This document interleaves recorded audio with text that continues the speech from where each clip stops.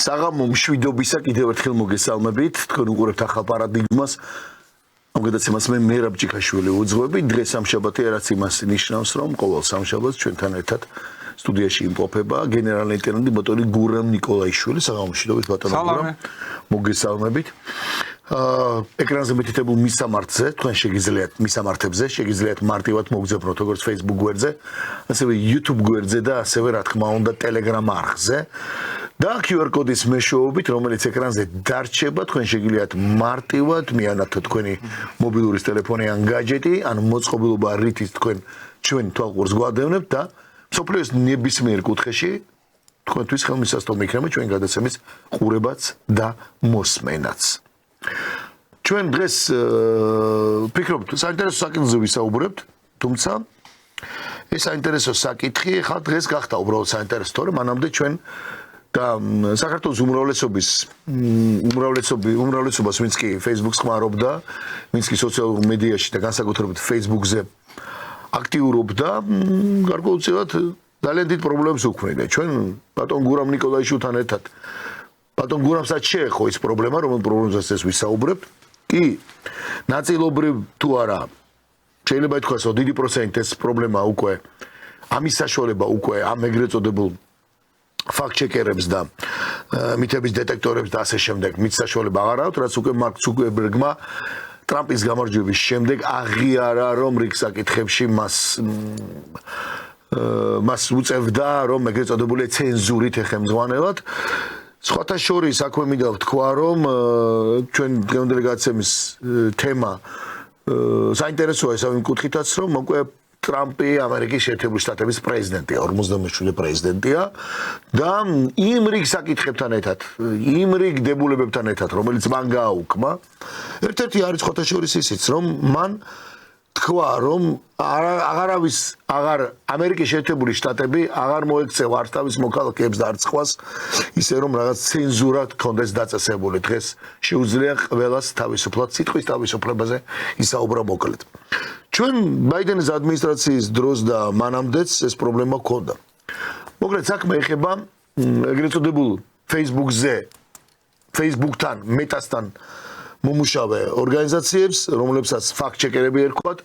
საქართველოში ეს არის მითების დეტექტორი ერთი და ასევე არის სამი ორგანიზაცია, მეორე არის ფაქტ-ჩეკერი და არ მინდა მესამე დამავიწყდეს, სხვა შორის სერგი კაპანაძე, ყოფილი დეპუტატი ხელმძღვანელობდა მას. ერთ-ერთის მეპატრონე ამ ამ კომპანიის თამარ წკინწურაშვილი გახლავთ, ის საკმაოდ ცნობილია, იმიტომ რომ ჩვენ რა ამბავსაც მოვყვებით, რაც ბატონ გურამ ნიკოლაიშვილს გადახდა სხვათა შორის, ჩვენ გადაცემასთანაც ახლოს არის და ჩვენი გადაცემაც კავშირშია და ზოგადად ბატონი გურამ ნიკოლაიშვილს ამ შემთხვევაში ნათქვამი ან დაწერილი ჩვენ გადაცემაში ნათქვამი, ან ისე თქვათ Facebook გვერდზე დაწერილი საკუთარი მოსაზრება კომენტარი, რომელიც უმალ დაექვემდება, უმალ მოხვდა ყურადღების ცენტრის ქვეშ ეგრეთ წოდებული ამ ფაქტ-ჩეკერების და მითების დეტექტორის და ფაქტიურად შეიზღუდა სიტყვის და გამოხატვის თავისუფლება.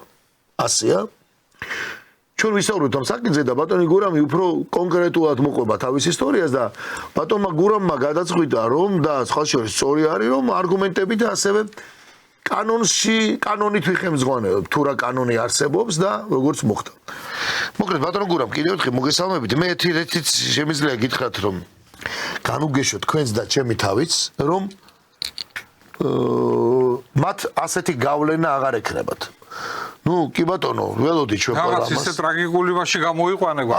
არაფერი ისეთი არა, მესმის, მაგრამ ეს როგორ არის? ბევრისთვის პრობლემა იყო ბატონო გურამ, ტრაგედია. ჩემთვის არის. არა, თქვენთვის არ იყო, მაგრამ ბევრი ადამიანისთვის ესეა. მე მაგალითებს მოვიყვანთ თქვენთან ერთად, აგერ ჩემ წინამორბედი წამყვანი ბატონი დავით ახვლედიანი. გამოხატა თავის მოსაზრება Facebook-ზე, დაწერა სტატუსი და მას რამოდენიმე თვით უზღუდავდნენ. ამაზეა საუბარი. ტრაგედია რა თქმა უნდა არ არის. მე იმაზე მე ტრაგედიები გადაგვიტანია, მაგრამ ეს არის ეს იყო პირდაპირ კანონდარღვევა. სიტყვის ცენზურა იყო ეს პირდაპირ და რაზეც მათი კუთხით შეფასება იყო, მაგრამ გიჩერებდნენ ბატონო გურამ. ეს იყო როგორ რაღაცა. ჩვენი ერთი გადაცემა ამის გამო მოიხსნა Facebook-იდან, გაჭერდა. იმიტომ რომ ისინი ამას რო ამბობენ, რომ იქ არასწორი ინფორმაციაა. და რო არა აქვთ მოძიებულა, უბრალოდ მათ თქვეს ესე.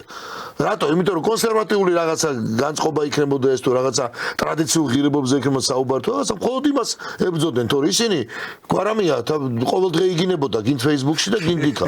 ამიტომ ეს ტრაგედია შეიძლება არ იყოს თქვენთვის და მაგრამ იმისთვის რომ სიტყვის თავისუფლება, გამოხატვის თავისუფლებასთან და ჩვენ როცა ეთერში ვარ და ეხა არანაირად რატო უნდა იყოს რომ მაგათა ჩვენ გადაცემა სადაც სიმართლეს ვამბობთ და დასაბუთებულია ეს სიმართლე, ხო? თქვენ არაერთი წყარო მოგიყვანიათ, რასაც ამბობდით, რაც ანალიზს ვაკეთებდით. როცა ეს დასაბუთებულია, რატო მაჩერებ? იმიტომ რომ კინძურაშვილმა გადაწყვიტა? იმიტომ რომ სერგი კაპარაძემ გადაწყვიტა, ან თქვა ამ ადამიანებმა, ან მათ ორგანიზაციებმა? ამიტომ ეს მნიშვნელოვანი საკითხი იყო საბედნიეროდ მათ ისე ბოდიში ჟარგონს ვიხმარ ამ სივრცეში ვეღარ იბლატავებენ.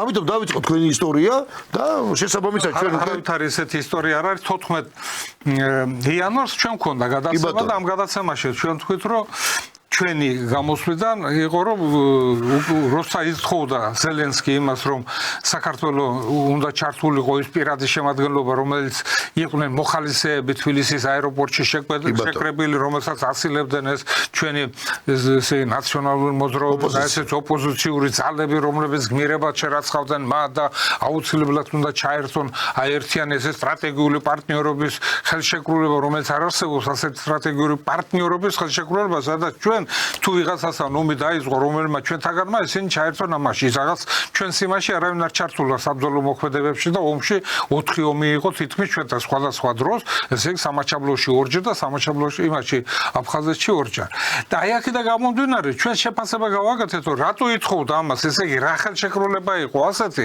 ამ ხელშეკრულებიდან გამომდინარე რაზეც ესე ეყრდნობოდა რომ ჩვენ ვიყავით ესე იგი გქონდა ასეთი შესაძლებლობა რომ დავხმაროთ და ამისი საშუალებას იძლეოდა ის შეთანხმება რომელიც მიღებული იყო 2021 წლის 17 მაისს ბათუმში როდესაც მოეწორა ხელი პატრონაჟით ევროკავშირის პატრონაჟით მოლდავას უკრაინას და საქართველოს პრეზიდენტებმა მოაწერეს ეს ხელი შავი ზღვის უსაფრთხოების საკითხებთან სადაც ჩამოთვლილი არის ყველა პუნქტი ესე იგი რა საკითხებში ისინი თანამშრომლობენ აქ არის იმაზე ჩვენ გვაქვს ამ იმაში ეს პუნქტები ამ ხელშეკრულების ამ შეთანხმების პუნქტები და შემდეგ გაფორმებული იყო მემორანდუმი სადაც ესე იგი პატრონაჟობდა ზუსტად ევროკავშირი სადაც მოაწერეს ხელი რომ ითანამშრომლებენ თავდაცვისას ყველა ის ჩამოთვლილია ბევრი პუნქტი თურქეთის გადაზიდვა და ბევრი რაღაცა რომელიც ესე იგი იყო დაკავშირებული აი ამ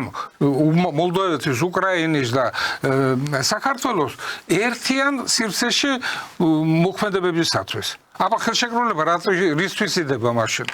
რატო კეთდება ეს ხელშეკრულება? თუ არაფერი მას მნიშვნელობა არ აქვს და რაღაცა საკითხები არ არის შეთანხმებული, რომ ამ საკითხებში უნდა ერთმანეთთან თანხმდებოდნენ, ერთნაირად უნდა მოქმედებდნენ, ერთად უნდა მოქმედებდნენ. ეს ერთადერთი იყო ეს ხელშეკრულება, სადაც თავდაცვასა და უშიშროების საკითხებში უნდა ქონებოდა ჩვენ თანამშრომლობა. სხვა არც ერთი არავითარი ხელშეკრულება მეტი არ არსებობს ჩვენ საქართველოს. რის აბუზოზე თუნდაც მომხდარიყო ის რატო ჩვენ უნდა მივიღებო ამაში მონაწილეობა ესე მე ვიცი ღრმად ვიცი ეს ხელშეკრულებები ერთის მეორეს და ბევრი სხვა ხელშეკრულებები იმიტომ რომ უკრაინასა და საქართველოს შორის თავდაცვის სფეროში დადებული ხელშეკრულება 95 წელს პირადად ჩვენთან თავდაცვის სამინისტროში ჩემი გაკეთებულია უბრალოდ მე ხელმძღვანელობდი ამ ჯგუფს ეს საღები და ჩემი ხელზე რა გზეთ ამ ხელშეკრულებას. მეც სხვა ხელშეკრულება არ არსებობს ამასთან დაკავშირებით. ამიტომ, როდესაც დადგა ლაპარაკი იმაზე თემა, როდესაც ღარიბაშვილი გამოვიდა და ესე იგი, რადგან არ ქონდა ჩვენ არავითარი ხელშეკრულება, რომ ჩვენ გავაგზავნიდით იქ სტრატეგიული თანამშრომლობა ქონდა და გავაგზავნიდით იქ პირად შემადგენლობას, იქ აი რო ყოფილ პარლამენტს უნდა მიიღო მაშინ ეს გადაწყვეტილება და ეკანონებინა როგორც ავღანეთში ჩვენ სამშვიდობო ოპერაციებში ვაგზავნიდით პირად შემადგენლობას და ასეთივე პირადი შემადგენლობა აი ასეთივე იმით მაშინ ჩვენ უნდა გამختارიყავით მხარე ამ საბრძოლო მოქმედებებს რუსეთ-უკრაინის საბრძოლო მოქმედებებს არც ევროპა და არც არავინ არ გახდა სანქციებს უწესებდნენ მარტო სანქციები ჩვენს დაუწესეთ იმ ფორმაში და იმ შესაძლებლობებში რაც საქართველოს შეეძლო დაედო ისინი სანქციები რუსეთის მხარეს დაუძე ჩვენ სანქციები მაგრამ ყველაფერში არ შეგვეძლო დახმარება რომელიც ჩვენ უნდა გაგვეწია უკრაინასაც გაუძლეს 3000 ტონაზე მეტი ტვირთია გაგზავნული გუმანიტარული დახმარებით და რატო ითხოვდა თვითონ უკრაინა რომ ჩვენი არამეგობრული დამოკიდებულება და გაიწვიეს ჩვენი გამოგვიგზავნეს მათ აი ეს არის ზუსტად ის მითების დეტექტორი რომ თქვენო ესე იგი არასწორი არისო ეს არისო მითიო თუ შეიძლება ვაჩვენოთ თან მოდი თუ გინდათ იმ ხელშეკრულებას ვაჩვენოთ მაინც კი რა თქმა უნდა მოსახლეობამ ნახოს დავიწყოთ ხელშეკრულებით ისე მაინც აი ხელშეკრულება რომელზეც ბატონმა გურამმა ისაუბრა და თქვენთო ნახავთ თუ როგორ არის სინამდვილეში რაზეა საუბარი ითხოვდა თუ არა უკრაინა საქართველოსთან კი ბატონო აი ნახავთ ჩვენ ხო 2017 წლის 2021 წლის 17 მაისს მოეწერა ხელი ურთიერთ გაგების მემორანდუმს მთავარი მიზანი სამი ქვეყნის ევროპული ინტეგრაციის შემდგომი გაღრმავება იყო სამი ქვეყანა ერთობლივად იმუშავებს ევროკავშირთან მეტი დაახლოების პოლიტიკური დიალოგის გაძლიერების და ეკონომიკური და სექტორული ინტეგრაციის მიმართულებით ეს არის ხელშეკრულების ამონაწერი ხო? კი. დეტალები თუ რაზე იყო საუბარი ხელშეკრულებაში? ხელშეკრულება და შემდეგ მემორანდუმი იყო. მემორანდუმი იყო, კი ბატონო. აი, ითხოვდა თუ არა უკრაინა ომში საქართველოს ჩართვას. აბა, მაშინ ჩვენი მთავრობა რაზე გამოდიოდა, რაზე ლაპარაკობდა? კი ბატონო. თვითმფრინავით გაშვებაზე ხო ოპოზიცია ითხოვდა? მე ხო არ მიცმია, სხვა ჩვენმა მთავრობამ, ხო? და აი ითხოვდა თუ არა უკრაინა 22 წლის 1 მარტს ვოლოდიმერ ზელენსკიმ საქართველოსდან ელჩი გაიწვია. მიზეზად მოხალისეების უკრაინაში გამგზავრების ხელშეშა და რუსეთის წინააღმდეგ სანქციების მთავრობის ამორალური პოზიცია დასახელდა. აი ესე ჩვენი მთავრობა ამორალურად მოიქცა, რომ არ გაუშვა. თუმცა დანილოვს ასევე ეკუთვნის განცხადება, რომ მას საქართველოს ომში ჩარევა ან ჩართვა არ შეუძლია. უშიშროების საბჭოს მდივანი. კი ბატონო. ეს არის ოფიციალური პირი, რომელიც ამას ამბობს, მაგრამ ასე არ უთქმია, როგორც მან თქვა. ამ დაგმო საქართველოს მოქმედება იმაში, რომ საქართველოს არ ერთვება იმაში ტერიტორიალური მთლიანობის, ჩვენი ტერიტორიალური მთლიანობის აღდგენაში, რადგან აი აქ მოტივი რა იყო, მოტივი რომელიც არსად არ არის ნათქვამი. მოტივი ის არის, რომ აფხაზეთიდან ბატალიონი ასეული იმიდან, რა ქვია, სამაჩაბლოდან, რომელიც ჩრდილოეთ ოსეთის ბატალიონთან ერთად, რომელიც იბრძვიან რუსეთის მხარეს უკრაინის ომში ისინი იბრძვიან ის ბატალიონი და ესეც იბრძვის. ამის გარდა რუსეთის ბაზები, რომლებიც გამოყენებული არის აფხაზეთის ტერიტორიაზე, შავი ზღვის ბაზა, ოჩამჩერის ბაზა, სადაც გემები, რომლებიც ესე იგი ბევრი, თითქმის 18 საბრძოლო გემი არის მარტო სხვადასხვა დანიშნულებას, მათ შორის მოსკოვი, კრეისერი მოსკოვი, ესე იგი ჩაძირული და რო ეს გემების თავსაყუდი ესე იგი შეიქმნა ადგილი ოჩამჩერეში და იქ გადაბარგდა იმაზე და ამიტომაც ითხოვდა დანილოვიც, რომელიც იყო და არესტოვიჩ ხო სულ გამოდიოდა იმ პრესის იმაზე და საქართველოს მხარეს გბობდა იმაში, რომ ეს იყო ის საშუალება, რომ საქართველოს მხარიდან, რადგან ჩვენ უკრაინა ვცნობთ საქართველოს ტერიტორიალურ მთლიანობას და აფხაზეთი და სამაჩაბლო არის საქართველოს და აი აქედან არის ესე იგი იქ დელეგირებული ეს ბატალიონები, რომლებიც რუსეთის მხარეს იბრძვიან უკრაინის წინააღმდეგ, ამიტომ არის საჭირო, რომ საქართველოს აი თავისი ტერიტორიიდან გამოიყენოს ის ძალები და ამ ძალებზე პირველად განცხადება გააკეთა, როდესაც ამბობენ დასავლეთი არ იყო ჩართულიო და აბა ვინ არის, მაგრამ მე რა ქვია, გენერალ-ლეიტენანტი ბენ ხოჯერი. ბენ ხოჯერმა პირადად გამოვიდა და თქვა, უნდა ჩაერთონ მოლდოვეთი, უნდა ჩაერთონ ის რა ქვია, საქართველოს, უნდა ჩაერთოს ბალტიისპირეთის ქვეყნები, რომ რაც შეიძლება ფრონტი გაიშალოს და ამ ბრაშლილი ფრონტიდან რუსეთს ესე იგი არ ექნება იმის საშუალება, აი ამ დიდ ასეთ ფრონტზე მიიღონ საბრძოლო მოქმედებებში მონაწილეობა, რადგან ძალიან ბევრი ძალები დაჭირდება ამისათვის. ეს განცხადება გააკეთა ღარიბაშვილმა ეს განცხადება გააკეთა დაგმო საერთოდ აი ეს ბატალიონების აი ასე პირადი შემადგენლობის შეკრება, რომელიც საბრძოლო მოქმედებებში უნდა წასულიყო იქ, ჩვენ გვახსოვს ამ პარტიების, ჩვენი ოპოზიციური პარტიების ლიდერების ჩასვლა უკრაინაში და იქ ესე იგი გამოსვლა მათი, ელისაშვილი ამბობდა, ბრძოლებში მოუღია ავტომატი და იმით დარბოდა, არ მგონია მოუღია თუ არ მიუღია. ვიდეოები დადეს ბატონო, რა თქმა უნდა. ხო დადეს, ვითომ იბრძოდნენ? ამაზე კინძორაშვილის გამოჩვენა რაში არის საჭირო? აი გამოსვლა და სალაპარაკო. ჩვენ აგერ დავზეთ ის, მათ რაც გამოაგზავნეთ. მათი გამოგზავნილია ეს ყველაფერი, რაც მე სისხლის დეტექტორიდან ამოვიღეთ ისინი წერენ. რაშიც გვადანაშაულებს. ხო, არა, იქ წერია იმ იმაში, რომ ის თანამშრომლებენ თავდაცვის და უშიშროების საკითხზე სხვა საკითხებში. უბრალოდ ზოს ყოფილიყო, არ ყოფილიყო თავდაცვის და უშიშროება და ყოფილიყო მარტო სხვა საკითხები. ესეც მისაღებია იმისათვის, რომ უკრაინის მხარეს მოეთხოვა. აბა რატო გაიყვანა აქედან ელჩი? რატო უნდა მოქცეულიყო ასე? რატო დაგვიპირისპირდა უკრაინა ასე და ჩვენ რატო სალომე ჟურაბიშვილის კრიტიკა რატო დაიმსახურა ქართულმა მხარემ? და ის ჩავიდა იქ და მხარში და ჩვენი სტრატეგიული პარტნიორი. მაინც ნახეთ შაბათს იყო გადაცემა ტაბულაზე. და იქ იყო. და იქ გამოდიოდა და ამბობდა ტაბულის, ესე იგი, წამყვანი ახლა არ მახსოვს ტაბლაშვილია თუ რაღაც ისინი იყო, გოგოლაძე იყო პოლკოვნიკი სტუმრად მასთან. და ის ამბობდა, რომ აი ჩვენი სტრატეგიული პარტნიორი არის, ეს რა ქვია, უკრაინა. და ჩვენ ესე იგი რო ჩავერთოთ, ესე იგი მაშინ ფრონტი მთელი საქართველოს სიგრძეზე ლაგოდეხამდე გაგრძელდება ეს ყველაფერი და აი ეს რამდენი კილომეტრის გამოვა ეს ყველაფერი 300-400 კილომეტრი. აი ამით ესე იგი თუ იმიდან კურსკიდან ესე რუსეთს ძალიან გაუჭირდება, იმიტომ 60,000 ისინი ესე ომს იწყებენ უკვე. იწყებენ საქართველოს ტერიტორიაზე ომს. ის ომი, რომელიც ჩვენ გვქონდა 2008 წელს, ეს აღარ ეყოთ მათ. ის 405 დაღუპული. აღარ ეყოთ ის ამ ორივე ომების, ესე იგი 92 წლიდან დაწყებული და 2008 წლის ომი დამთავრებული 30,000-მდე ორივე მხრიდან, ყველა მხრიდან, ვინც არ აქვს მნიშვნელობა, დაღუპულები ვინც არიან, 30,000-მდეა დაღუპული იქ და რამდენი 128 მარტო დაკარგული სოფელი, ქვაღორღიაო სააკაშვილმა რო თქვა. 8,000 კვადრატული კილომეტრი აფხაზეთის ტერიტორია, 4,000 კვადრატული კილომეტრი სამაჩაბლოს ტერიტორია. იმ მდგომარეობა ხალხი 300,000-ზე მეტი ტოლვილი გამოყვანილი.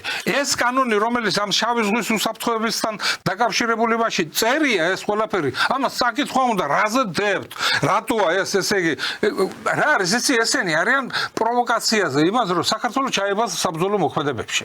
რითი უნდა ჩაებას? 18,000 შეიარაღებული ძალები აქედან ესე იგი ქარხნები, ფაბრიკები, სამოქალაქო პირები, აი ეს რაღაც დამხმარე ქვედანაყოფები და ნაწილები რაც არის, ის რო გამოდის, 10,000 ჯარისკაცი არ გამოდის. პრობლემა შეიძლება ბრძოლაში ჩაერთო.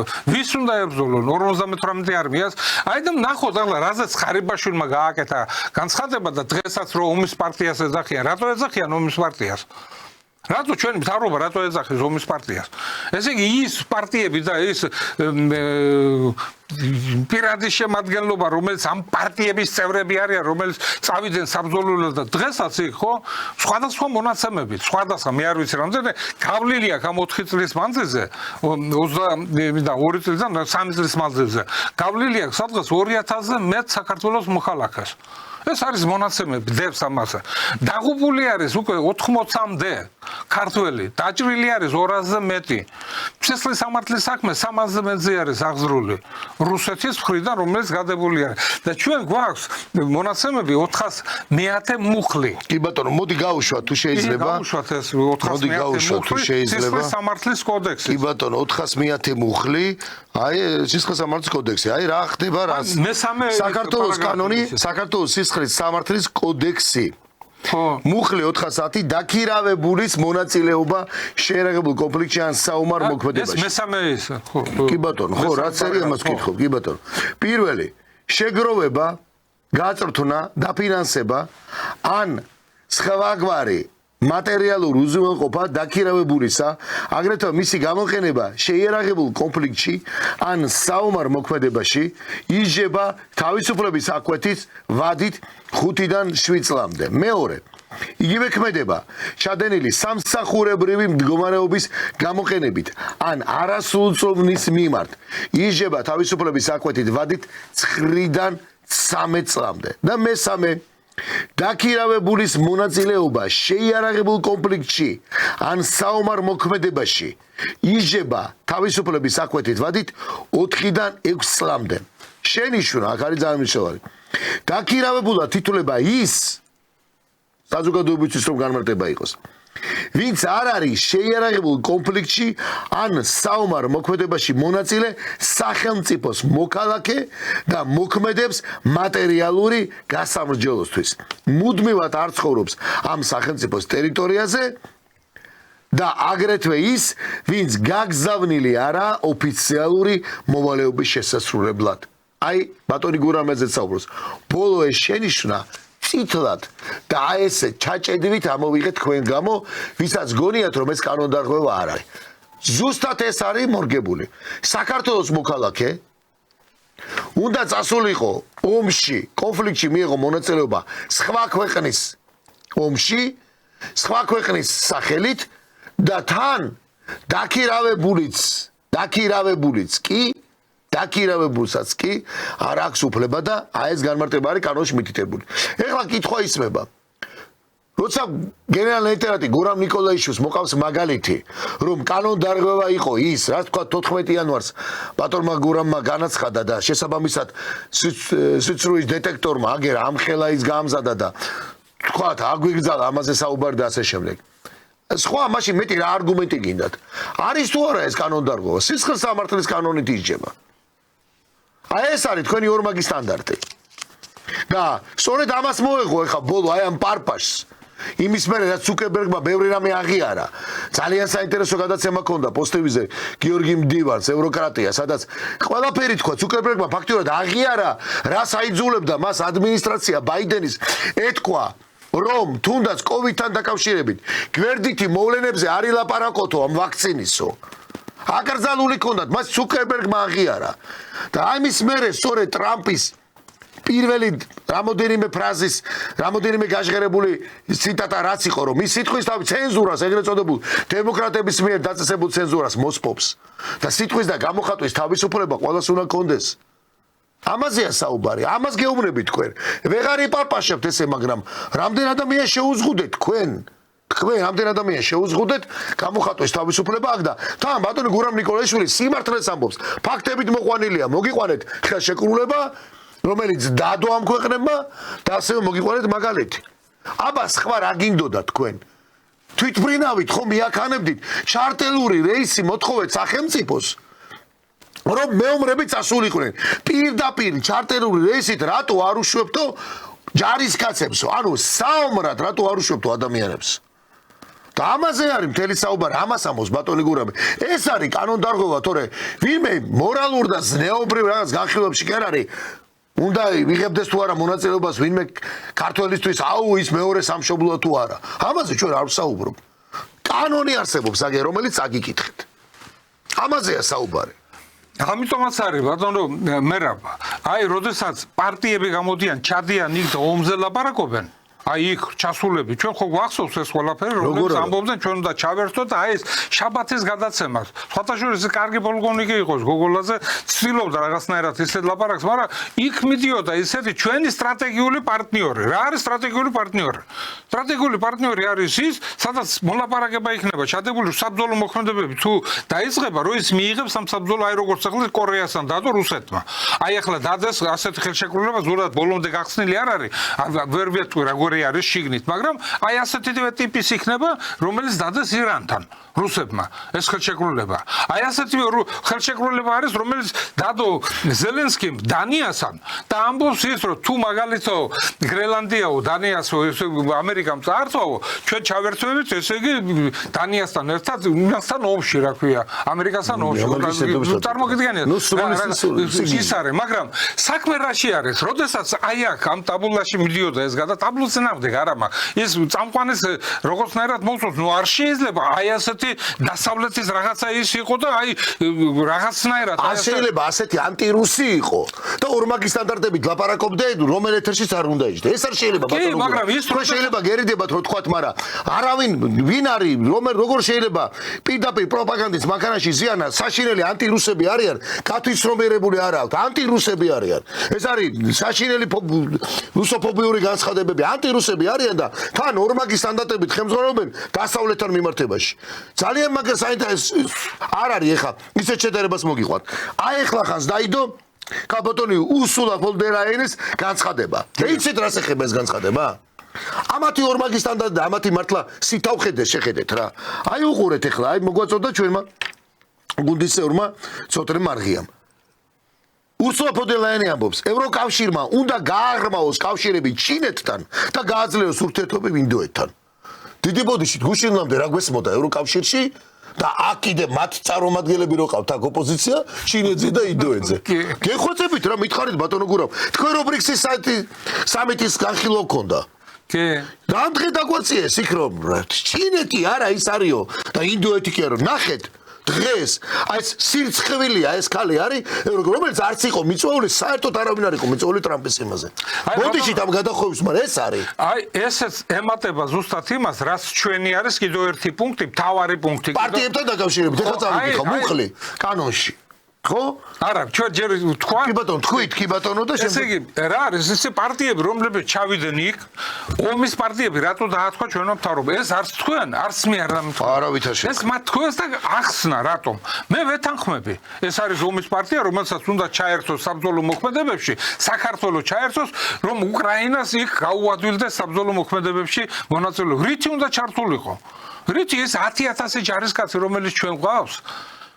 სულ არის 18000-იანი ჩვენი ჯარი და აქედან ესე სამოქალაქო პირები, ქარხნები, რა ვიცი 1000 სხვადასხვა დაწესებულება და ისინი და ვინ არის ესე იგი ვინ საბრძოლო მოქმედებებში მიიღებს მონაწილეობას. ან რა ტექნიკას შესაძლებლობა გვაქვს ჩვენ რომ ეს ჩავატარო. ან და თუნდაც პირველი დღე ბრძოლის შემდეგ ვინ დარჩება ქართულ ჯარში და ვის შეძლებს მეორე ეშალონიდან ძალაში გავიდეს და იბრძოლო. რა სისულელი არ გამიგონია ასეთ სისულელი. რამდენი შეიძლება ასეთ სისულელი თქვას, მაგრამ უნდა ჩაერთონ ჩასულები იქ ჩვენ ხო გახსოვთ ვინც იყვნენ პარტიები ჩასულები და ისინი ეს პარტიები რომლებიც ისინი ამბობენ და ეს გადაცემა ეს ხო გავს ამ იმას ფორმულას თავისი პატრონი ვისი პარტიისა და ვის ინტერესებს ვინ არის კეზერაშვილისა ბატონო გურამ არა მაგრამ ვის ინტერესებს ვის ინტერესებს უნდა იცავდნენ კეზერაშვილის არის და იცავენ ამ გლობალური დასავლეთის და თან კიდე უნიჭოთ ესე იგი თუ იქ გამოდიან და ლაპარაკობენ ესე იგი ხო ესენი ვინც იქ ლაპარაკობს და რასაც ლაპარაკობს ეს ხო იმ პარტიების ის არის ხო რა ქვია გაგზელება პარტიების გაგზელება მათი აზრი მათი იდეოლოგია წავიკითხოთ მუხლე პარტია. ხო და აი მე მინდა ახლა ზუსტად აი ეს პარტიები თუ ასე ლაპარაკობენ, თუ ასე არიან, ხო კონსტიტუციაში ამაზე ხო მუხლი არის. აგე წავიკითხოთ. საქართველოს კონსტიტუცია. მუხლი 23 პოლიტიკური პარტიების თავისუფლება. პირველი და ხაზგასმი წერია. საქართველოს მოქალაქეებს უფლება აქვთ ორგანული კანონის შესაბამისად შექმნან პოლიტიკური პარტია და მონაწილეობა მიიღონ. მის საქმიანობაში. მეორე. პირს, რომელიც ჩაირიცხება თავდაცვის ძალების ან სახელმწიფო ან საზოგადოებრივი უსაფრთხოების დაცვაზე პასუხისმგებელი ორგანოს შემადგენლობაში, განწესდება მოსამართლედ, უწყდება პოლიტიკური პარტიის წევრობა. მესამე და მნიშვნელოვანი. დაუშვებელია ისეთი პოლიტიკური პარტიის შექმნა და საქმიანობა, რომლის მიზანია საქართველოს კონსტიტუციური წყობილების დამხობა ან ძალადობით შეცვლა, ქვეყნის დამოუკიდებლობის ხელყოფა, ტერიტორიული მთლიანობის დარღვევა, ან რომელიც ეწევა ომის ან ძალადობის პროპაგანდას, აღვივებს ეროვნულ, ეთნიკურ, კუთხურ, რელიგიურ ან სოციალურ შუღს. დაუშვებელია პოლიტიკური პარტიის შექმნა ტერიტორიული ნიშნით. აი ჩვენი რომელიც არის აი აქედან აი ძირითადი ომის ტიპო მესამე პუნქტი. ხო მესამე გავაწითლეთ.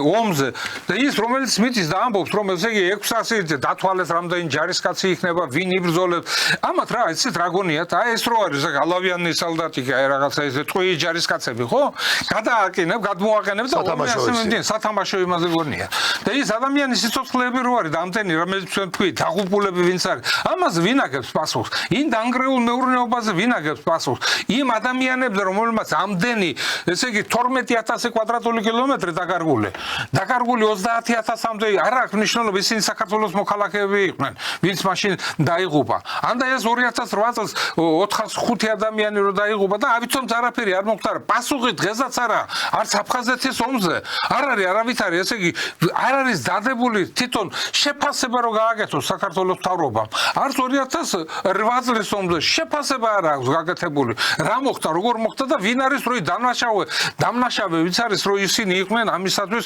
სადმე სისხლის სამართლის საქმე ყოფილიყო აღზრდილი ან და სასამართლო ხომ თქვას ეს არ არის მართალია სასამართლო უნდა გაგვეკეთებინა რადგან ჩვენ ეს ყველაფერი მომავალში ისე ხდება წინ აი დღევანდელი სიტუაცია რომელიც აი ასეთი დაზაბული არის და აი ასეთები რომელიც არის დეტექტორი მითების დეტექტორი რომელიც აგრძელებს ეს კიდე 2000 წელს მაშინაც გამოვდიოდი ჩვენ და ვლაპარაკობდით მაშინ რო ჩაშალა აი ამ NDI-ს, ARI-ს და აი ასეთი ჟურნალისტები რომლებიც შეიკრიბნენ 1996 წელს მაშინ დელეგაცია ჩვენ მივდიოდით თურქეთში ოფიციალური დირექტორი შევარდნაძის დელეგაცია იყო ემასთან ერთად და აი მაშინ შეიკრიბნენ და თქვეს რადგან 95 წელს იყო მოწერილი ხელი რუსეთთან მეგობრობისა და ასეთი შემდეგ ჩარჩო ხელშეკრულება და მათთან ერთად იყო ბაზების ხელშეკრულება და ეს ხელშეკრულება შედიოდა ძალაში და ეს კონფერენცია შეიკრიბა ასეთი ეს ისინი იყო მაშინ შემდეგში უკვე ჩამოყალიბდა ასეთი უკვე ძალიან ძლიერი ძალიან გავლენიანი მაკეინის ინსტიტუტი სადაც ესე იგი დღესაც მიწვეული არის ჩვენი ყოფილი პრეზიდენტი რომელიც არ ვიცი არც ფრის თავის ჯერ ყოფილა და არ ვიცი რა მდგომარეობის ისა არევაზე არის თუ რა არზე არის აი დღეს რა უნდა მოხდეს საქართველოში აი ამ მაკეინის ინსტიტუტმა შეკრიბა და თქვა მხოლოდ მაშინ შეიძლება ესე იგი იმ ტერიტორიების დაბრუნება რომლებიც არის აფხაზეთი და სამაჩაბლო მხოლოდ საბრძოლო მოქმედებები სხვანაირად არა და ამ დროს ჩვენ ხელშეკრულებაში გვეწერა ბაზების ხელშეკრულებაში რომელიც ამ ხელშეკრულების განუყოფელი ნაწილი იყო იქ ეწერა რომ რუსეთი დაეხმარება ქართული ჯარიმშენებლობაში საქართველოს ტერიტორიაზე მყოფი სამხედრო შენაერთები და ქვედანაყოფები რომლებიც არ შედის შეერაღებულ ძალებში არც რუსეთს არც საქართველოს მათ ლიკვიდაციაში და დაეხმარება საქართველოს ტერიტორიული აღდგენის საკითხებში აი ამაში დაეხმარა ერთადერთი ხელშეკრულება სადაც ეწერა რუსეთი ეხმარება და ეს არ ვალდებულება ხო მოდით ხო ეს იყო ხელშეკრულება იყო შენ თუ გინდა რომ ბაზები იყოს კი ბატონო ამაზე წამოვიდნენ წინააღმდეგი ამაზე ატყნენ მარულები და 1000 რაღაცა მაშინ გასცეს ეს ყველაფერი ჩაიშალა ყველაფერი რუსეთმა მიიღო გადაწყვეტილება ნუ კიდევ იყო რაღაც პუნქტები მაგრამ თავარი პუნქტი ეს იყო რომ მიიღო რუსეთმა გადაწყვეტილება რომ საქართველოს ხარესთან ესე იგი მაშინ სტამბოლის ხელშეკრულებაზე გაიყვანა საქართველოსთან ბაზები მაგრამ რა ბაზები გაიყვანა არა ისინი დარჩენ სამშვიდობო ოპერაციებში და შემდეგ 2008 წელს ომის შემდეგ საერთოდ ჩვენ ტერიტორიაზე ოკუპირებული კი არა რომ დღესაც ლაპარაკობენ ოკუპაციის იმაზე ლაპარაკობენ რა ქვია საკითხებს რომ ოკუპაცია მოხდა ოკუპაცია რა არის ოკუპაცია დროებით ტერიტორიის დაკავება არის მეტი არაფერი გავა რაღაცად რომ მოლაპარაკდებიან ისე და დაბრუნდება ეს ყველაფერი თავის ადგილზე და თავის პატრონს დაუბრუნდება სახელმწიფოები შეიქმნა აბა მიდი ახლა და ასე ადვილად დაშალე ეს სახელმწიფოები დაშლით უკვე ყველას უჭირს რომ ცუნწოდეს ყველა მხარეს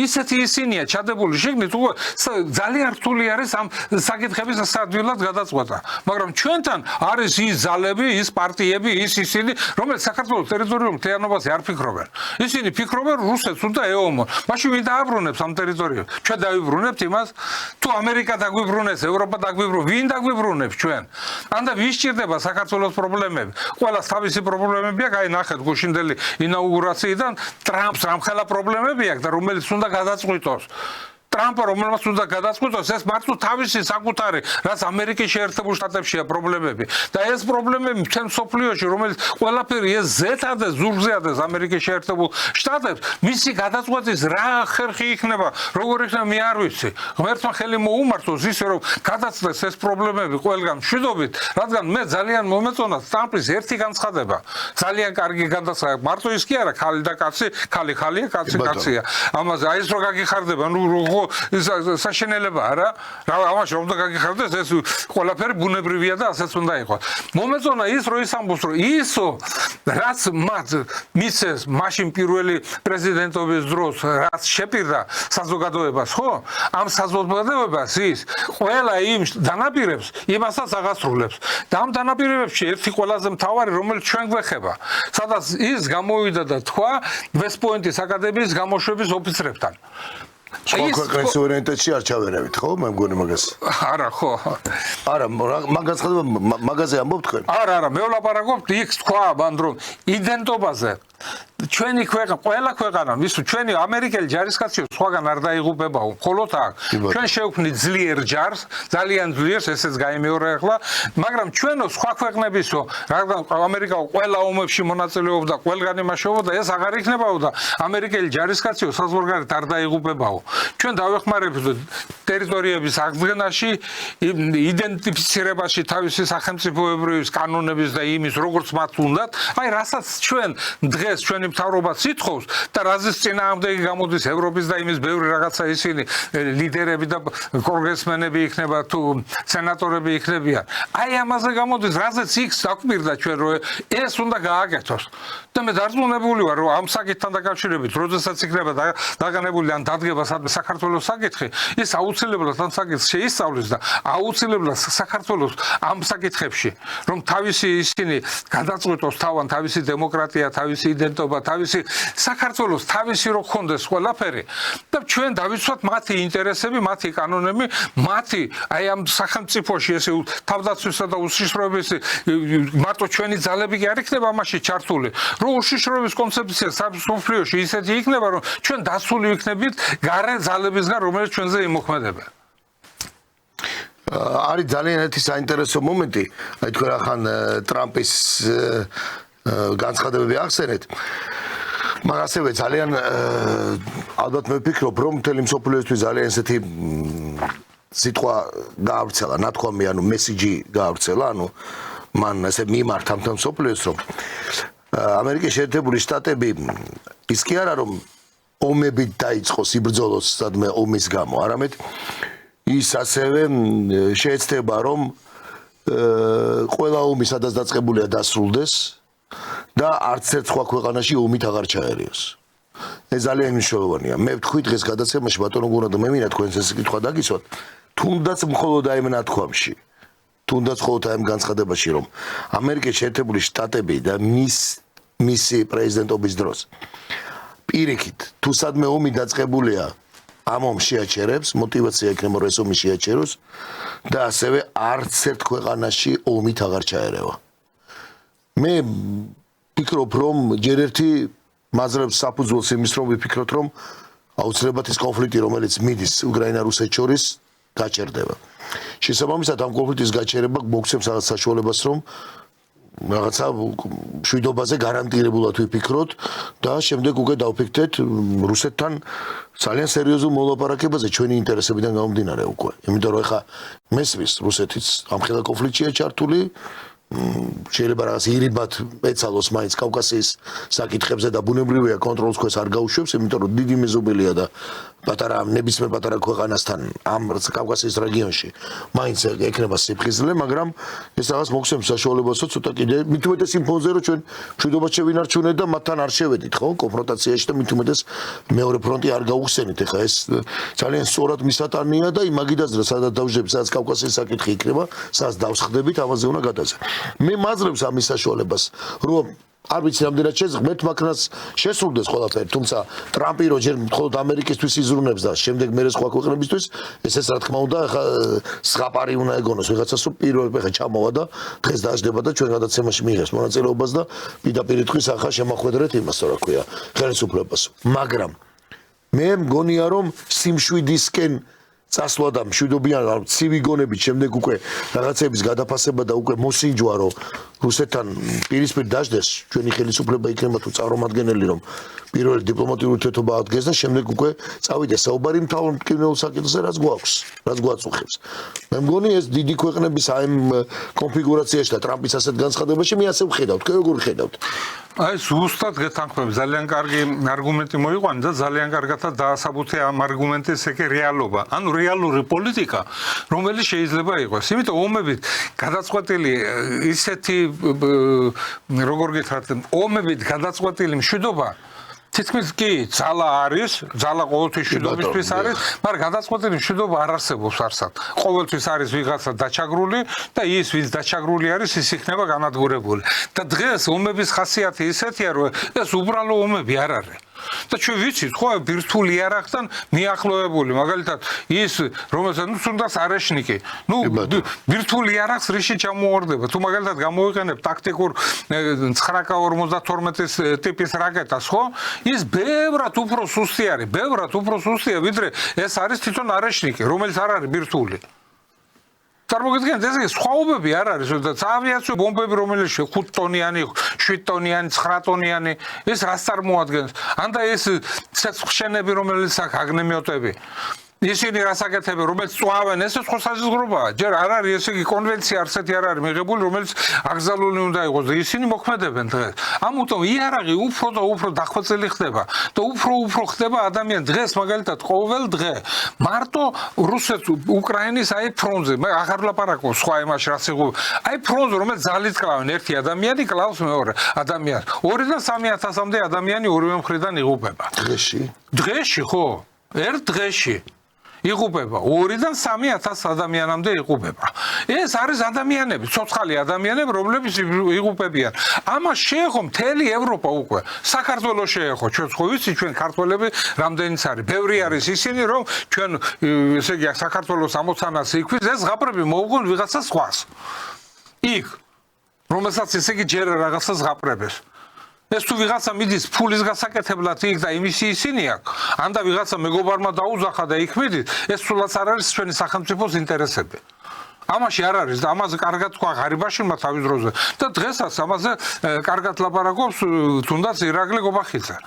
გამოდის და ლაპარაკობს პარლამენტის თავმჯდომარეს ლაპარაკობს ამაზე. მე რაზე ვარ, იცი, დღევანდელი სიტუაცია იმდანაც დაძაბული არის საქართველოში და ის ადამიანები, რომლებიც საქართველოსთან გაქცეული არიან დასავლეთში, ამერიკაში ჩასული ვითომ ტრამპმა მიიწვია ისინი ამ ინაუგურაციაზე და იქ ზიან და ამ ტელევიზიაში მას ახსენე, აი ახლა ჩამოვალ და აი ნახეთ რა იქნება. რა იქნება? ვისთან იქნება რა იქნება? ვის ემუქრებით? ბოდიში და დუბლიონკები ეცვათ ხაზარაძეს და ჯაფარიძეს სად იდგნენ, რაში გადაიხადეს ფული? ან არ ვიცი მე, არა გემოვნება და გოიმები რო არიან ეს ფაქტია, მაგრამ სამწუხაროდ აი შეხედეთ, სად იყავით, სად წახვედით? არ გსხვენიათ მართლა? არ გსხვენიათ, ქუდები გეხურა და ტრამპმა რას თქვა, ისე თბილად ჩაიცვითო და რაში გადაიხადეთ $50,000, გარეთ იდეკით ვინმეზე მიგეცათ ეგ $50,000, რაღაც სიკეთე გაეკეთებინათ. სად წახვედით? და თქვენ ახლა რა გონიათ და ვინმეს აჯობეთ? სიცხვილია. მაგრამ იმათ რა უნდა ჩამოვიდნენ და რა უნდა ჩამოიტანონ. ბატონო ვერა, ამ ყველაფერში უდიდესი დანაშაულია და ყველაზე დიდი დანაშაულია მაინც არის ან მართველი პარტიის. მართველი მთავრობის და პარტიის, რომელმაც ჩამოაყალიბა, გააკეთა და ამ იმაში არავინ არ არიან ისინი მარტო და ისინი ამბობენ ჩვენ მოერევით, მეორე ნახევარი საქართველოს არის იქ. ვის მოერევით? თუ ეს მაგალითად ნაციონალურ მოძრაობას და იმას ეხება, კი ბატონო, მარტოებად, მაგრამ იქ არის ნორმალური საზოგადოება, რომელთანაც არის ლაპარაკი საჭირო. შეიძლება ამ საზოგადოების საერთოდ საქართველოს საზოგადოების სივრცეში გამოყენება მათე საჭირო. რომ ჩარწოს ისინი, რომ მათმაც ჩვენ საქართველოს სასარგებლოდ იღვაწონ. რო არ იყოს ასეთი რომ ჩვენი 73 უმაღლესი სასწავლებელია და რომელიც სასწავლებელი ვინ რას ასწავლის ჩვენს გვესწავლია უმაღლესი ხო მე 3 უმაღლესი მაქვს დამთავრებული და ვიცი რა არის განათლება ვიცი უბრალოდ სწავლობდი და ვიცი იმიტომ იქ ვერ ისწავლედი და ვერაფერი ვერ გახდებოდი ვერ დაამთავრებდი იმას და თქვენს მასე იყავით ხო და ეს განათლება რომელიც ესე 50 დღეა სტუდენტი არ დადის იმაზე მეცადინეობაზე და სად არის განათლების სამინისტრო სად არის ახალგაზრდობის დეპარტამენტი სად არის სპორტი რა ვიცი 1000 უბედური ისინი რომლებიც არიან და რომლებშიც ანიშნულია ის ადამიანები რომლებიც კომპეტენცია აკლიათ მათ რომ ამ ხალხთან იმუშაონ და ამ ხალხში უნდა იყვნენ ჩართული ამ ადამიანებს უნდა ასწავლიდნენ ცხოვრებას ჩვენ აი შენ გინდა ჯარი წაიყვანო ბრძოლაში მაგრამ შენ თუ ის არასწავლე მას ბრძოლა და წაიყვანე ბრძოლაში შენ მას უღალატე შენ თუ განათლებაში მიიღე გადაახტევინე ფული იმან ისწავლა შენ მიეცი დიპლომი და ის მოვიდა და ვერაფერ საქმეს შენს ქვეყანაში ვერ აკეთებს შენ მას უღალატე იმიტომ შენ ეს განათლება არ მიეცი რომელიც მას გამოადგა და ანდა მთავრობა რომელიც განათლებამ რომელმაც მიცა დიპლომი და შენ იმ განათლების მიღებულ დიპლომს ვერ აძლევს იღებს სამუშაო ადგილს, მაშინ შენ ღალატობ იმ სტუდენტს, რომელიც იქ სწავლობს. მაშინ რატო ახდევინებ ფულს, რატო სწავლობს ის იქ, შენ თუ მას ვერ აკმაყოფილებ სამუშაო ადგილებით. რა არის იცი უამრავი რაღაცა, გზას ვაშენებთ, ხილს ვაშენებთ, იმას ვაშენებთ. გასაგებია ეს ყველაფერი, გზა, ხიდი, ფაბრიკა, ქარხანა მაჩვენე ის სოფელი დალაგებული სოფელი, სადაც აშენებულია ყველაფერი და სოფელში ყველას უყვარს, უხარია ჩასვლა იქ იცხოვროს. რა არის იცი მთავრობას, როდესაც ჩვენ გვიდა შევეკითხოთ და ისინი თავის იმას მე სამხედროზე ვილაპარაკა. აი რომელი განათლება არის სამხედრო ისეთი, რომელსაც ჩვენ აკადემიაში იძლევიან.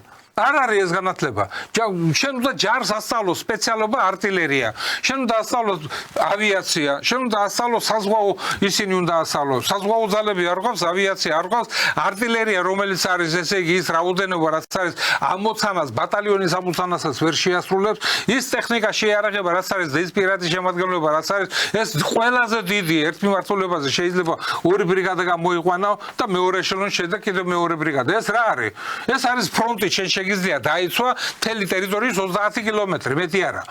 და ჯარი, რომელიც ესე იგი ჩვენს სამხრეთ კავკასიის გეოპოლიტიკურ სივრცეში, აზერბაიჯანის ჯარი, სომხეთის ჯარი და საქართველოს ჯარი. აბა მიდით შეადარეთ, როგორი არის? სომხეთის ჯარი 90000, დღეს ახლა საფრანგეთი მუშაობს, ჯერ ხო რუსეთი მუშაობდა მთელი ჩვენი ახალქალაქის, ახალციხის ისინი რა ქვია, ტექნიკა შეიარაღება ყველაფერი იქეთ გადავიდა. მე-7 არმიის ტექნიკა შეიარაღება ყველაფერი ხო სომხებმა მიიღეს.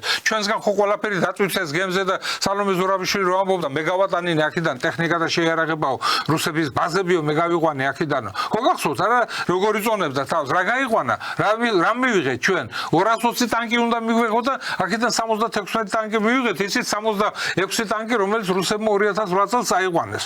რომელიც დატოვეს პოზიციებს და წაიყვანეს, იმიტომ მომზადებელი იყო ჯარი, ჯარის 3/4 იყო გასული ზოგი ერაყში, ზოგი ავღანეთში, იქ ასრულებდა სამშვიდობო მისიაში თავის მოვალეობას, ბრძოლაში ვერ გამოიყენეს ეკიპაჟები დაშლილი, ესე იგი თუ მექანიკოსი იყო წასული, ტანკი ვერ გამოვიდა მაგალითად სენაკიდან, იმიდან რა ქვია, სანგარიდან ვერ გამოვიდა იქიდან. აი ასეთი მდგომარეობიდან გამომდინარე მომზადებელი ჯარი და ჯარს მომზადება ბატალიონი რომ მოამზადო, ჭირდება 3 წელი. ბატალიონი რომ მოამზადო, 100-ული რომ მოამზადო 1 წელი და ჩვენ და ჯარისკაცებს მსახურობ, გააკეთეს ეს სამსახური, არავინ სამხედროებს არ შეეკითხა. იმიტომ რომ თავდაცვის და უშიშროების კომიტეტი 92-დან დაწყებული დღევანდელ დღემდე ჯერ სამხედრო არ ყოფილა. არ ყოფილა, არც იქ მართლ პარტიაში არასდროს სამხედრო არ იყო, ჩაჯიბაია მოიყვანეს 3 თვე და გაუშვეს იქიდან. და ვინ იყო სამხედრო, რომელიც სამხედრო კანონებს მიიღებდა? არც ერთი კანონია, აი მე-13 წელი მიდის და ერთი კანონი აქვს ამ ჩვენ მთავრობას მიღებული, ბატონო მერაბ. ისიც კანონი არის 15 თვე სამსახური გახადეს 12 თვე. მოკლედ ჯარის დისციპლინა და ესე იგი მისი ძალა და მომრეობა და მისი შესაძლებლობები სამმაგად გაძლიერდა.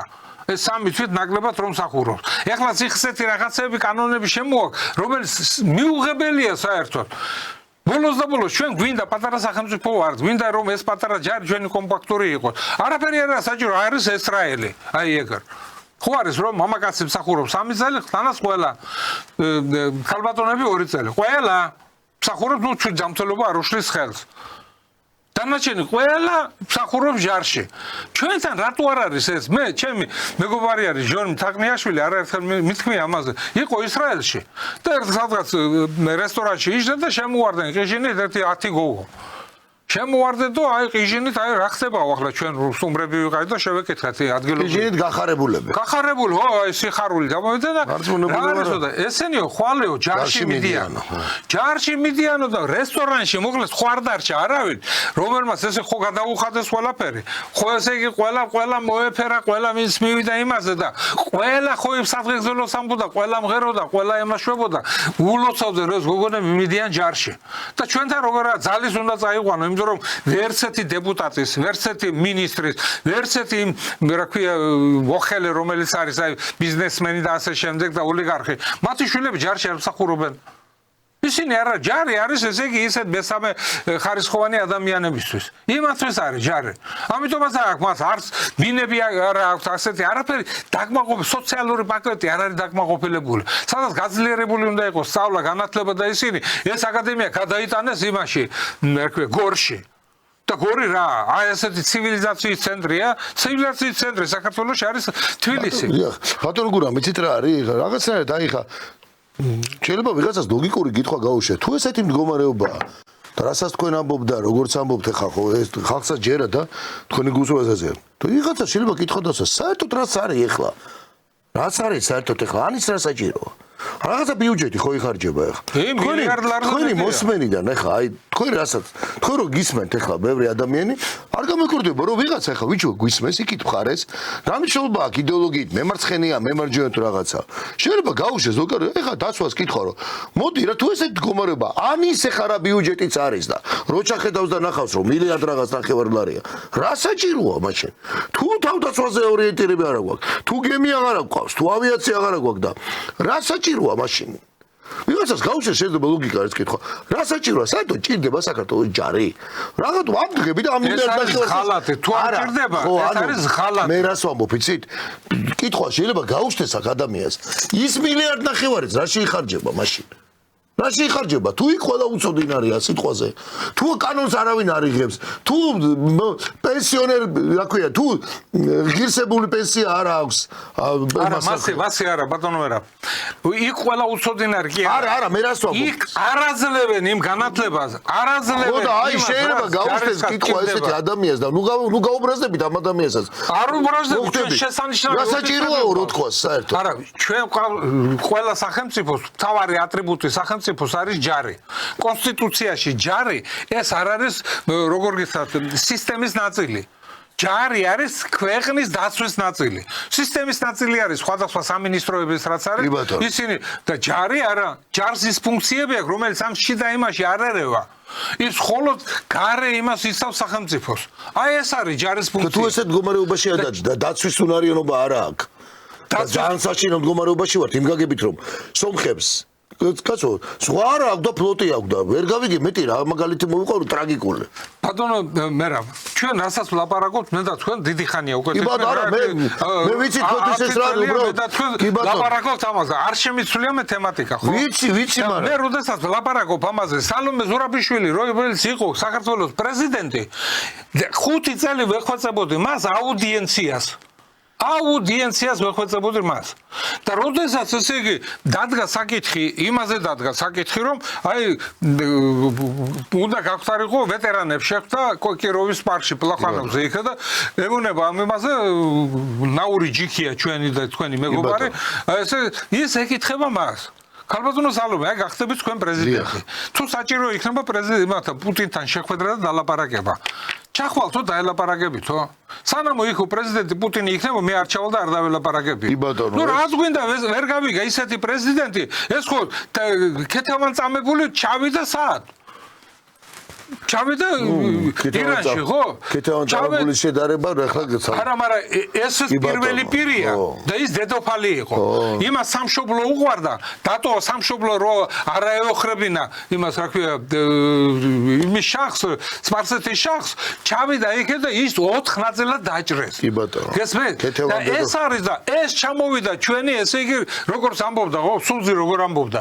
შენო აღზარდეო მოწინააღმდეგე თუ გინდა დაამარცხო ტერიტორიო აღზარდო მისი შვილები კი ბატონო აღზარდო აი ზუსტად გამოვიდა სალომე აღზარდეს და საქართველოს არაფერში არ გამოადგა და დღესაც ისეთ რაღაცა მიწით რომ საზოგადოების ესე იგი დამუხტული ეს მუხტი საქართველოში რომელიც არის დღევანდელი დღე არ იძლევა იმ საშუალებას რომ ეს მუხტი დაიწიოს ხვევით ბატონო გურამ მე მესმის თქვენი და თავიდან ხო გესმით ახლა როგორ მაგრამ უკვე აი საზოგადოებაც ისეა ისეთ მდგომარეობაშია რომ გამოსავალი აი მაინც აი იმაზე ვართ რომ აი გამოსავალი არის რა პოლიტიკური ინება და საბოლოო ჯამში მარწუხებისგან დახსნა იმიტომ რატო ვახსენე ტრამპის და არ ვიცი მე ვხედავ რომ რაღაცა მომენტში შეიძლება რაღაცა შვება ცოტა მახანი მაინც ლუფტი კონდეს ქვეყანას რომ რაღაცებში დამოკიდებულად მიიღოს გადაწყვეტილებები იმიტომ ეს სალომე ზურაბიშვილის თავიდან ბოლომდე იმათ ამოცანას ასრულებდა იმ გლობალური იმის და მე რატო მოვიყვანე ის მაგალითი აი ტრამპმა რო თქვა ხო და ის მე კიდევ ერთხელ წავიკითხავ ამ განცხადებას უფრო სწორად რო გამოვიდეს მე აი ამ განცხადებაში დავინახე რომ რაღაცა დოზით წნეხი მოიხსნება რა საქართველოზე და მოგვეცეს საშუალება თქო და აი რას ამბობს ტრამპი ჩვენს წარმატებას არამხოლოდ იმ ბრძოლებით შევაფასებთ, რომლებსაც მოვიგებთ, არამედ ომებით, რომლებსაც ჩვენ დავასრულებთ. და რაც ყველაზე მნიშვნელოვანია, იმ ომებით, რომლებშიც არასოდეს ჩავერთვებით. კი თუ ეხლა აი ცოტა დრო გშება ჩვენ და კიდე ხა თუ ეხლა რამდენად სწორია არასწორია ეს და ღმერთმაგნას ასე იყოს მარტო თორე შეიძლება ტრაპი აღმოჩნდეს ნომერ პირველი პრობლემა საერთოდ თელმისოფლის ღმერთმა არ აქნას მაგრამ ეს ეხლა ხო არის შანსი რომ ეს კაცი პირველივე შეხვედრები დაგეგმილი აქვს ჩინეთი და პუტინი ანუ ხო ხვდებით ეხლა რომ კი შეიძლება პირველივე არა მეორე არა მე1000 თემა კავკასიის საკითხი ხო იქნება ორივე მხარესთან აქერება ეს კითხვები რუსეთთანაც პუტინთანაც და სი ძინპინთანაც იმიტომ რომ ჩვენ ვართ აი ამ შუაში გასაყარზე როგორც იტყვიან და ამბობენ აბრეშუმის გზა აი შუაში ვართ ამ შოლქოვი პულს რასაც ქვია და ყოველთვის ინტერესი იყო საქართველოს ვიღაცა რაღაცა ხო შეიძლება რომ აი 1100 საკითხში რაღაცა კავკასიის საკითხზე როქიმა საუბარი ვა